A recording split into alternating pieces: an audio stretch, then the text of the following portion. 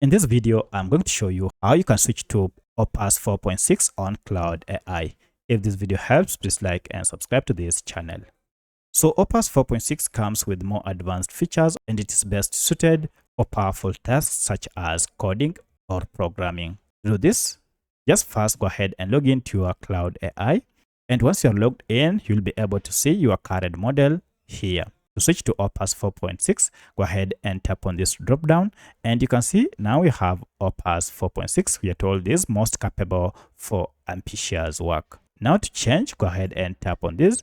And for this, because it is a paid plan, you need to go ahead and choose your plan here. You can go with Pro, of which will be billed $17, billed annually, or you can switch to Max plan, which goes for $100. However, if you are on a free account, you'll not be able to use this plan, so you'll have to stick to Sonic.